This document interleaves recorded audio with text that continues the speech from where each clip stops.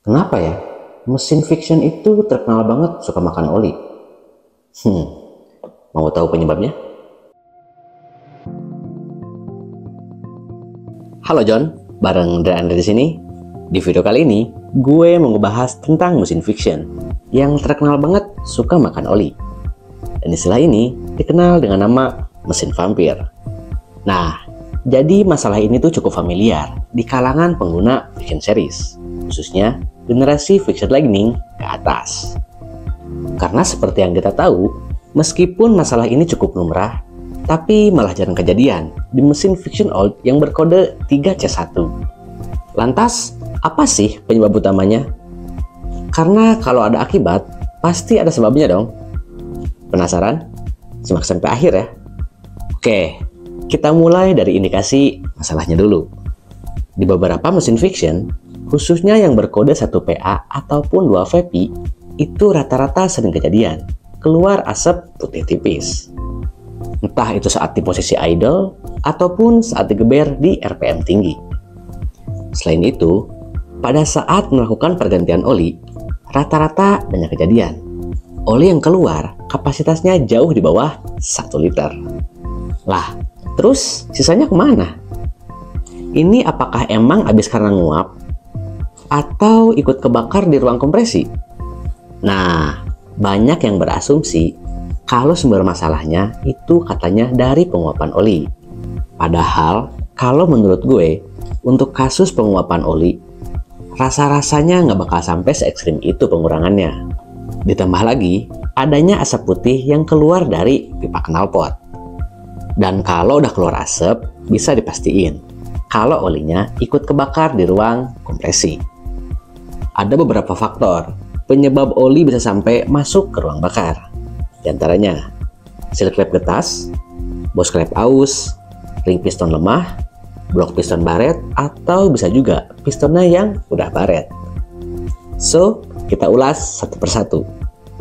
Jadi, seal klep yang ada di motor itu bahannya dari karet. Dan namanya karet, lama-kelamaan bakal getas. Dan kalau udah getas, bukan nggak mungkin, oli bisa masuk ke ruang bakar. Selain itu, bisa juga dari bos klepnya yang udah aus. Hal ini bisa ketahuan dari munculnya suara aneh di bagian head cylinder. Jadi, kalau bos katup mengalami keausan, kemungkinan oli masuk ruang bakar bisa aja kejadian.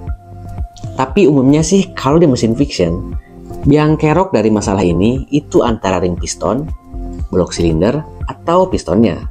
Ya, pokoknya dari ketiga part tersebut lah. Terus, apa sih solusinya?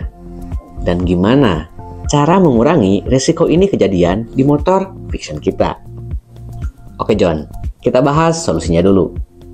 Katakanlah part yang bermasalah itu blok silindernya, dimana untuk bagian lindernya udah mengalami baret. Nah, kalau udah baret, apakah mesti ganti blok set baru? Atau di quarter aja biar lebih hemat? Setahu gue sih untuk blok jenis diasil itu nggak bisa di quarter. Paling ya overboss dulu atau ganti boringnya pakai liner bahan besi. Cuman ya untuk durabilitasnya gue nggak tahu pasti apakah bakal bisa seawet sebelumnya. Ya kalau kata anak komunitas sih mending ganti blok baru aja, set sama piston dan juga ring pistonnya.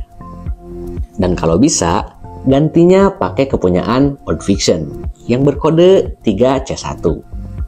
Karena menurut pengakuan mereka, kualitas bahannya jauh lebih bagus. Serta masalah ngebul pun langsung sembuh. Dan juga mesinnya nggak makan oli lagi. Lah, itu kan solusi. Sebenarnya ada nggak sih cara buat ngurangi resiko mesin fiction kita jadi vampir? Sebenarnya agak susah ya buat menghindari yang namanya penyakit khas. Karena sumber masalahnya itu dari komponen mesin, bukan dari kesalahan konstruksinya. Cuman berdasarkan hasil sharing gue di komunitas, ada yang pernah ganti ring pistonnya aja, pakai merek Rig. Dimana untuk ring piston merek Rig ini, teksturnya jauh lebih kaku dibanding standarnya Yamaha Fiction. Dan menurut pengakuannya, untuk masalah vampir itu bisa diatasi. Tapi ada minusnya. Jadi setelah beberapa tahun pemakaian, itu malah muncul masalah baru. Dikarenakan tekstur ring pistonnya yang kaku, katanya untuk blok silindernya jadi kekikis. Alhasil, piston pun jadi oblak. Padahal doi rajin ganti oli dan setia pakai oli diesel. Ujung-ujungnya sih dia tetap ganti blok set juga. Dan karena blok set 3C1 barangnya susah plus harganya mahal, akhirnya malah di-upgrade pakai bore up kit dari BRT. Yang jadi pertanyaan, kenapa sih masalah ini sering kejadian di Viction tahun-tahun muda? Kok jarang kejadian di Viction old ya? Nah, buat yang belum tahu, meskipun mesinnya identik dan komponennya pun mirip-mirip, tapi sebenarnya ada perbedaan loh. Perbedaan yang gue maksud di sini yaitu manufacturernya.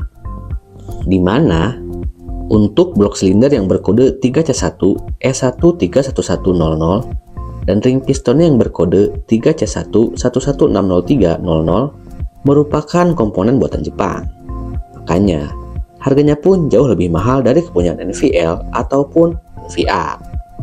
Dan karena kedua komponen tersebut diimpor dari Jepang, akhirnya beredar desas-desus kalau katanya kedua part tersebut kualitasnya jauh lebih bagus dibanding buatan lokal. Tapi ya mungkin emang ada benernya juga sih. Soalnya menurut pengakuan kenalan gue yang pernah jadi kepala bengkel di salah satu beres Yamaha, katanya untuk ring piston Viction old yang berkode 3C1 buatan Jepang itu teksturnya jauh lebih kaku. Selain itu, blok silindernya pun untuk material dan kualitasnya juga jauh lebih bagus, terutama di bagian linernya. Makanya jangan heran kalau mesin Viction yang baru itu nggak sedurable mesin old Viction. Cuman sayang banget, kedua komponen tersebut itu udah didiscontinue alias nggak diproduksi lagi. Makanya kalau ada pun itu pasti harganya mahal banget. Gue juga kalau misal sewaktu-waktu mesin Viction minta permajaan, itu mau nggak mau mesti pakai kode 1 PA ataupun 2 VP. Kalau pengen tetap pakai part originalnya Yamaha. Intinya sih kalau menurut gue, solusi aman dari masalah vampir ini cuma satu, yaitu ganti blok set piston pakai kode 3C1. Karena selain bahan linernya yang jauh lebih keras, untuk ring pistonnya pun juga teksturnya jauh lebih kaku. Jadi keduanya sama-sama lebih kuat dan juga sama-sama lebih durable tentunya. Tapi ya terserah kalian sih. Mau gonta-ganti blok 1 PA boleh, ganti pakai 3C1 lebih bagus. Atau mau sekalian upgrade pakai bore up kit, itu juga boleh.